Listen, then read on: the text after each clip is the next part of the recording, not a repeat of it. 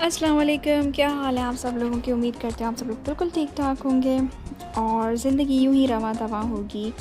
काम के साथ, कभी आराम के साथ, कभी खुशियों के साथ, कभी गम के साथ, क्योंकि this is the part of our life और ये चलता रहता है। सो यहाँ पे भी कुछ इसी तरीके से हो रहा है। व्लॉग का स्टार्ट मैंने किया है, आपने शुरू में देखा है लॉन्ड्री बकेट दिखी है मेरी और मेरी लॉन्ड्री। सो ये काम जो है ना मुझे बहुत बड़ा काम लगता है। आई नो आप में से बहुत सारे लोग हँस रहे होंगे इस बात पे, ये बात सुनकर, पर क्या करूँ, सच्ची बता रही हूँ कि ये काम मुझे बहुत बड़ा एकदम पहाड़ जैसा लगता है कि ओह मुझे ये काम करना है।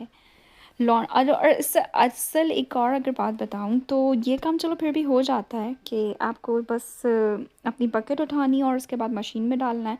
फिर जब वो मशीन अपनी कंप्लीट कर ले तो फिर आपको वॉशर में डाल देना and then your work is done. But जो सबसे ज़्यादा मुश्किल काम लगता है पता है क्या है? मुश्किल काम मुझे लगता है फ़ोल्डिंग करना। यस, अपने कपड़ों को फ़ोल्डिंग करना, तह लगा के जगह पे रखना, वो मुझे बहुत डिफ़िकल्ट लगता है। आई डोंट नो व्हाई, लेकिन मुझे शायद वो एक काम है ऐसा जिसको मैं करने के लिए अपने आप को बहुत ज़्यादा जो है ना प्रिपेयर करती हूँ कि यार I have to do this work, I have to do this, I have to do this. और फिर कहीं जाके जो है मेरा माइंड रेडी होता है इसके लिए और फिर वो काम होता है। सो खैर, आगे चलते हैं। ये मेरी स्टोरी जो है वो चलती रहेगी। और जो है आपने देखा है मेरा मासूम सा बच्चा, मैं मासूम से बच्चे के साथ कितना बड़ा जुल्म कर रही हूँ।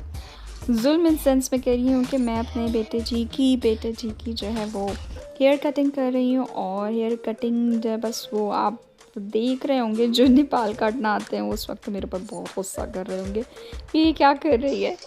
बट एक बात सुनिए ना, एक आई डोंट नो, वो मुहावरा तो उसे नहीं कहेंगे, बट एक मुझे नहीं पता उसे क्या कहते हैं, लेकिन वो कहते हैं ना कि हरफन मौला जिसके बारे में कहते हैं।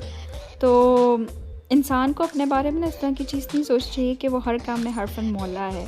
और लिटरली मैं जब ये अभी कटिंग कर रही हूँ, वॉइस ओवर कर रही हूँ मैं, तो मुझे यही बात याद आ रही है कि हरफन मौला जो है ना हर कोई नहीं होता हर काम के अंदर। तो बेहतर यही होता है कि आप जिसका जो काम हो वो उसको करने दें। क्योंकि यहाँ पे मैंने और मेरे हस्बैंड ने खूब अच्छा तजुर्बा कर लिया अपने बेटे की हेयर कटिंग पर। और बाल अल्हम्दुलिल्लाह कट भी गए, लेकिन जो है वो कुछ देखिए इस तरह से हमदान के बाल लग रहे थे। लेकिन ये है कि मुझे रियलाइज़ हो रहा था कि वो जो जिस तरह से मैं सीज़र चला रही थी ना, वो नहायत ही गलत तरीका था, उस तरीके से बाल नहीं कटते।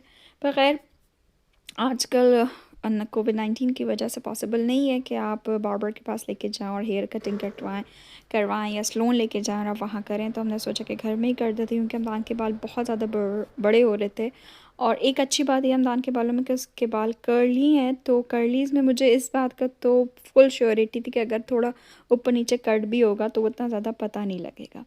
पर ख़ैर, बेचारे मेरे मासूम बच्चे ने कुछ बोला भी नहीं और अम्मा-अब्बा ने आराम से जो है वो बेटे के बालों का हशर-नशर कर दिया। ख़ैर एनीवेज़, ऐसी छोटी-छोटी चीज़ें जो है ना वो आपकी एक एक्सपीरियंस के लिए, आप लोगों के लिए हमारे लिए काफ़ी होती हैं, लेकिन हमारी छोटी-छोटी यादें भी बन जाती हैं। तो ख़ैर, मैं यहाँ पर अब जो कर रही हूँ वो मैं कर रही हूँ ये ग्रीन अनियन को मैं यहाँ पे काट रही थी। एक्चुअली मैं अपनी ग्रॉसरी के अंदर ये जितने भी ग्रीन वेजिटेबल्स हैं, जैसे हरा धनिया, पुदीना, ग्रीन अनियन और हरी मिर्चें, जब भी मैं इन्हें लेकर आती हूँ मैं सबसे पहले इन्हें जो है वो काट कर और बग़ैर वॉश किए मैं इनको एयर टाइट डिब्बे में या ज़िप लॉकर के अंदर डाल देती हूँ। इससे पहले आपने देखा था कि मैंने ग्रीन अनियंस को लाई थी, उन्हें चॉप्ड किया था और फिर उसके बाद उनको ज़िप लॉकर में डाल के टिश्यू पेपर के साथ, या आपके पास अगर कोई कपड़ा हो तो आप वो भी करके रख सकते हैं उसको बग़ैर वेट किए हुए।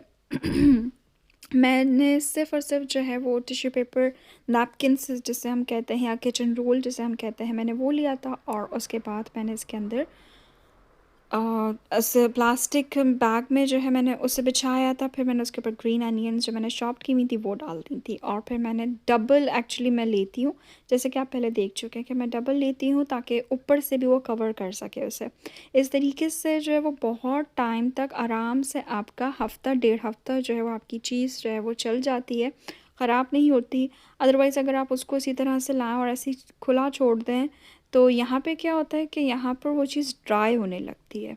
बहुत जल्दी नहीं, लेकिन हाँ, 2-3 दिन में जो है ना आपकी चीज़ ड्राई होने लगती है और फिर वो जैसे उसके लीव्स हैं वो ड्राई हो जाएँगे, फिर वो फ्रेशपन नहीं आता। इससे क्या होता है कि इससे आपका थोड़ा-सा स्टे कर जाता है, ये 1 डेढ़ हफ़्ता जो है वो आपकी चीज़ फ्रेश रहती है। लेकिन अगर मैं आपको ऑनेस्ट बात बताऊँ तो वेजिटेबल्स जो भी वेजिटेबल्स हो गए या ये ग्रीन अनियन या इस तरह की कुछ भी वेजीज़ हो गई, आप इसको बहुत टाइम तक जो है ना वो उसे सेफ़ नहीं कर सकते, नहीं रख सकते क्योंकि ये बहुत जल्दी जो है वो ख़राब हो जाती हैं। आप हम ये थोड़ी बहुत टेक्निक्स जो हैं वो यूज़ कर सकते हैं कि जैसे एयर टाइट डिब्बे में से लॉक करके रख दिया या फिर हमने जो है वो उसको ज़िप लॉकर में रख दिया। उसके अलावा और किसी तरीके से आई थिंक हम इसको सेफ़ नहीं कर सकते। तो यहाँ पे मैंने वही काम किया था, इन दोनों चीज़ों को मैंने ला के ज़िप लॉकर में रख दिया था और एक को मैंने जो है वो एयर टाइट कर दिया था। इससे अल्हम्दुलिल्लाह मेरी काफ़ी देर तक चीज़ें चल जाती हैं। बस ये एक चीज़ थी जो अच्छा ऐसे बहुत सारे काम होते हैं जो पेंडिंग में जाते हैं। जब आपकी ग्रॉसरी आती है तो ग्रॉसरी वाले दिन आपको मेरे लिए तो स्पेशली ग्रॉसरी वाला दिन एक बड़ा ही हेडेक डे हो जाता है क्योंकि उस दिन सारी ग्रॉसरी एक तो लेकर आना, फिर प्लस उसको जगहों पे रखना, फिर उसके बाद उसमें डिस्ट्रीब्यूशन भी रखना करना कि भाई this is for fridge item, this is freezer item और ये जो है वो आपका रेगुलर आइटम है, आप इसको जो है वो कैबिनेट्स पे रखना, फिल करना, तो वो एक थोड़ा-सा ज़्यादा काम बढ़ जाता है। पर ख़ैर होता तो है, मैं यूजुअली जो है वो मंथली करती हूँ ग्रॉसरी के मंथली मैं ये करती हूँ कि जो बड़े आइटम्स जो होते हैं वो मैं ले आती हूँ ताकि जो है वो बार-बार मुझे जाना ना पड़े और छोटी-मोटी चीज़ों के लिए तो ऑफ़ कोर्स वो हर बार आपको जाना ही पड़ता है, जैसे दूध हो गया, दही या फिर आपके अंडे, ब्रेड, इन चीज़ों के लिए आपको 2 दिन बाद या 4 दिन बाद निकलना ही पड़ता है। So anyways, this is the another way. This is another thing जो कि हम इंशाल्लाह फिर कभी बात करेंगे जब मैं कभी अपनी ग्रॉसरी से रिलेटेड कोई व्लॉग करूँगी तो इंशाल्लाह ताला उसमें फुल डिटेलिंग मैं आपको बताऊँगी कि मैं किस तरह से अपनी ग्रॉसरी मेंटेन करती हूँ, किस तरह से मैं उसको स्टोर करती हूँ और किस तरीके से मैं जो हूँ उसको मतलब मैं किस तरह से मैनेज करती हूँ अपनी ग्रॉसरी को। इंशाल्लाह ताला अगले किसी व्लॉग के अंदर मैं वो ज़रूर बताऊँगी। अभी जो मैं आपको दिखा रही हूँ ये व्यू है हमारे बाहर का, वो तो डेफ़िनेटली आपको पता लग ही रहा होगा। लेकिन ये एक्चुअली हमारा मूड हुआ था कि भई हम कहीं बाहर से जो है वो खाना लेकर आते हैं क्योंकि उस दिन हम लोग काफ़ी टायर्ड हो गए, तो हमने सोचा कि कहीं चलो बाहर से खाना जो है वो लेके आते हैं। अब यहाँ पे कहीं डाइनिंग नहीं कर सकते बिकॉज़ ऑफ़ कोविड-19, तो फिर हम लोगों ने सोचा कि इट्स ऑलराइट, हम जो है वो खाना जो है वो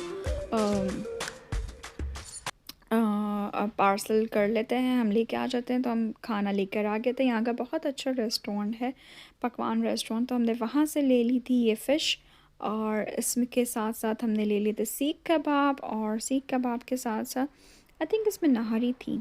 जैसे 2 फ़िश के फ़िले थे जिसमें से बेचारे एक फ़िले का हशर हो गया था, वो बेचारा टूट गया था और ये जो है ना 2 नहीं थे एक्चुअली 4 थे, यस 4 थे ये।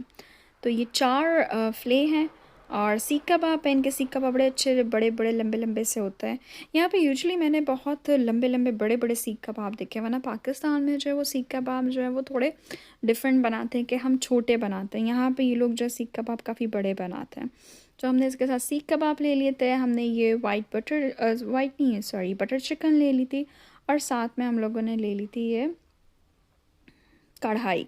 तो ये सब चीज़ें हमने लेके और फिर उसके बाद घर आ गए थे, घर बैठ के मज़े से गरम-गरम नान के साथ इसको खाया था, मज़े किए थे।